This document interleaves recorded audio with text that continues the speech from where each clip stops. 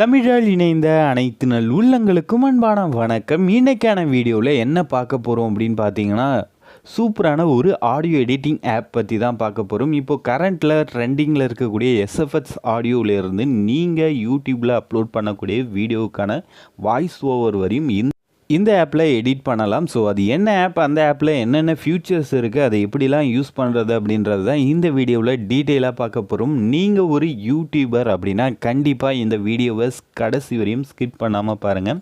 YouTuber தான் பார்க்கணுன்னுலாம் இல்லை, so எல்லாருமே பார்க்கலாம். கடைசி வரையும் வீடியோவை ஸ்கிப் பண்ணாமல் பாருங்கள். வாங்க இன்றைக்கான வீடியோவுக்கு போகலாம். ஓகே, இன்றைக்கான வீடியோவில் நம்ம பார்க்கக்கூடிய ஆப்போட நேம் பார்த்திங்க அப்படின்னா லெக்சிஸ் ஆடியோ எடிட்டர். இந்த ஆப் வந்து ப்ளே ஸ்டோரில் ஃப்ரீயாக கிடைக்கிது. டவுன்லோட் பண்ணி இன்ஸ்டால் பண்ணிக்கோங்க. ஆப்போட லிங்க் வந்து டிஸ்கிரிப்ஷனில் கொடுத்துருக்கேன். ஓகே, ஆப் வந்து ஓப்பன் பண்ணியாச்சு. இதில் இருக்கக்கூடிய ஃபியூச்சர்ஸ் ஒன் பை ஒன் வந்து பார்க்கலாம். மேலே இருக்கக்கூடிய அந்த ரெட் கலர் பட்டனை வந்து டச் பண்ணிங்க அப்படின்னா உங்களுக்கான வாய்ஸ் ஓவர், அதாவது ஆடியோ ரெக்கார்டிங் வந்து ஆன் ஆகிடும்.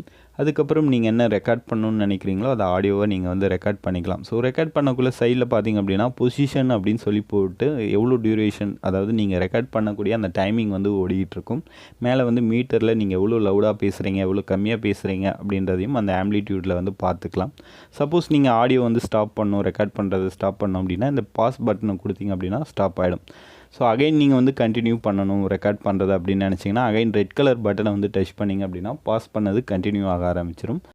இந்த ஆடியோ ரெக்கார்டிங்கை டோட்டலாக க்ளோஸ் பண்ணணும், அதாவது ஸ்டாப் பண்ணணும் அப்படின்னு நினச்சிங்கன்னா கடைசியாக இருக்கக்கூடிய ஒயிட் கலர் பட்டனை வந்து கிளிக் பண்ணிங்க அப்படின்னா இந்த மாதிரி உங்களோட ஆடியோ வந்து ரெக்கார்ட் ஆகிறது சேவ் ஆகிட்டு இங்கே வந்து ஆட் ஆகிடும். இதுக்கப்புறம் நீங்கள் இந்த ஆடியோவை ப்ளே பண்ணி இதில் இருக்கக்கூடிய மிஸ்டேக்கை நீங்கள் வந்து கரெக்ட் பண்ணிக்கலாம், இல்லை அப்படியே கூட டேரெக்டாக நீங்கள் வந்து சேவ் பண்ணிக்கலாம். ஸோ இந்த ஆப்பில் வந்து நீங்கள் ஆடியோ கட் பண்ணிக்கலாம், ட்ரிம் பண்ணிக்கலாம், மெர்ஜ் பண்ணிக்கலாம், மிக்ஸ் கூட பண்ணிக்கலாம். ஸோ இந்த ஆப்ஷன்ஸ் எல்லாமே இருக்குது. இப்போ எக்ஸாம்பிளுக்கு நான் இந்த ஆடியோவை நான் வந்து கட் பண்ணி காமிக்கிறேன். எந்த இடத்த நீங்கள் கட் பண்ணணுன்னு நினைக்கிறீங்களோ அந்த மேலே இருக்கக்கூடிய பாயிண்டர் இந்த மாதிரி அட்ஜஸ்ட் பண்ணி கட் பண்ணக்கூடிய இடத்த இந்த மாதிரி மார்க் பண்ணிக்கோங்க.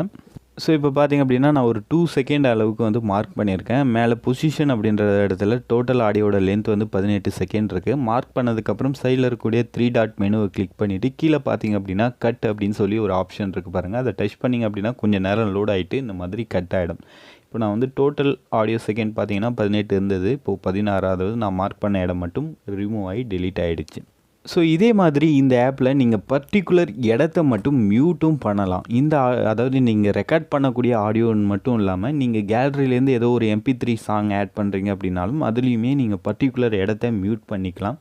ஸோ இப்போ எக்ஸாம்பிளுக்கு நான் இங்கே வந்து செலக்ட் பண்ணியிருக்கேன். ஸோ மார்க் பண்ணிவிட்டு சைடில் இருக்கக்கூடிய அந்த 3 டாட் மெனுவை கிளிக் பண்ணிவிட்டு இங்கே பார்த்திங்க அப்படின்னா டாப்லேயே வந்து சைலன்ஸ் அப்படின்னு இருக்கும்.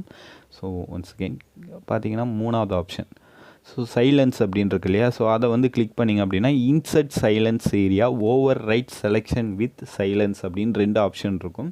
ஸோ 2வது ஆப்ஷனாக நீங்கள் அப்ளை பண்ணிங்க அப்படின்னா நீங்கள் மார்க் பண்ண இடத்துல இருந்த அந்த ஆடியோ வந்து இந்த மாதிரி மியூட் ஆகிடும். ஸோ ஃபஸ்ட்டு பார்த்திங்க அப்படின்னா இங்கே வேவ் ஃபார்ம் இருந்துச்சு, அதாவது அந்த இடத்துல ஏதோ ஒரு ஆடியோ வந்து ரெக்கார்ட் ஆகிருக்குன்னு அர்த்தம். இப்போ நம்ம மியூட் பண்ணதுனால அந்த இடத்துல வெறும் ஸ்ட்ரைட் லைன் மட்டும்தான் இருக்குது. நீங்கள் ப்ளே பண்ணி பார்த்தாலும் எம்டியாக தான் ப்ளே ஆகும், எந்த ஆடியோவும் அந்த இடத்துல வந்து ப்ளே ஆகாது.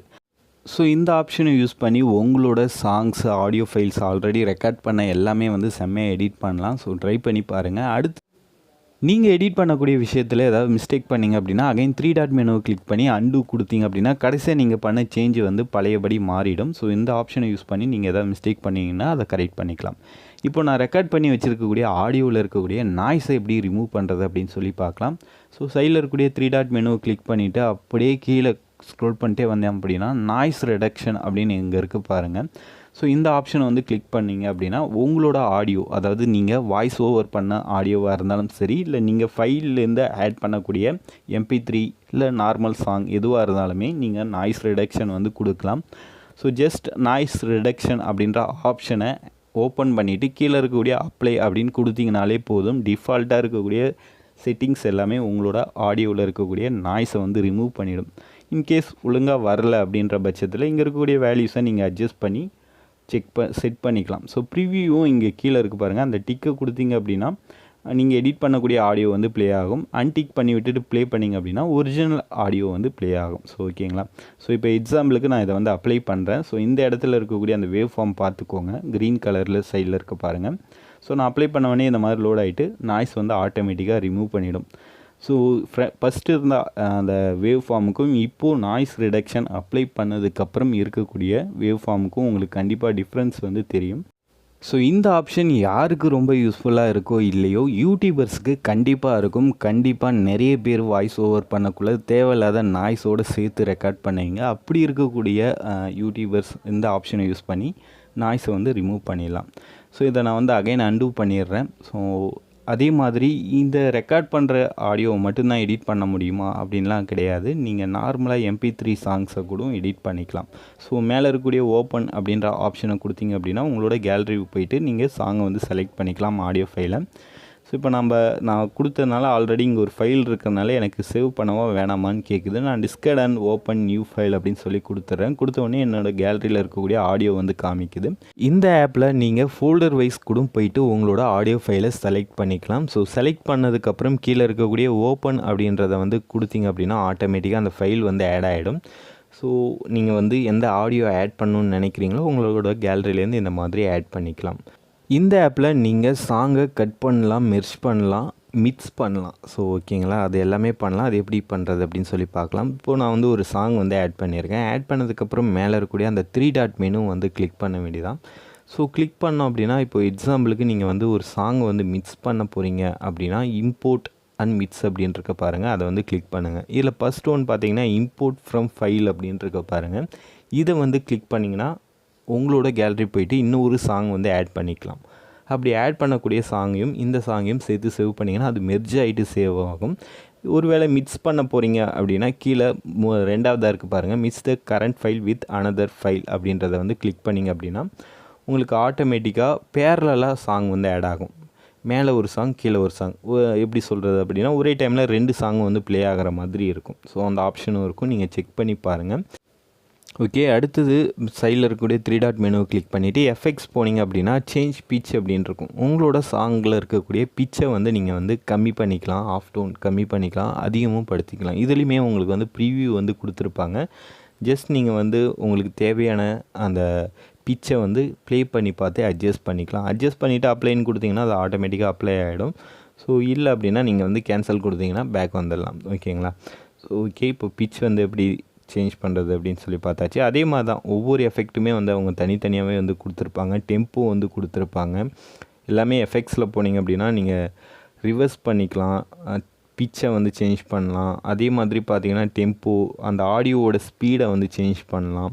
ஸோ நிறைய ஆப்ஷன்ஸ் வந்து கொடுத்துருக்காங்க, நிறைய ஃபியூச்சர்ஸ் வந்து கொடுத்துருக்காங்க. எல்லாமே செக் பண்ணுங்கள். இப்போது நீங்கள் ஒரு SFX ஆடியோ வந்து எடிட் பண்ணோம் அப்படின்னு நினச்சிங்க அப்படின்னா நீங்கள் அப்ளை பண்ண வேண்டிய எஃபெக்ட் எது அப்படின்னு பார்த்தீங்க அப்படின்னா இது வந்து த்ரெஷ்ஹோல்டு இதெல்லாம் இல்லை, பேக் போயிடலாம்.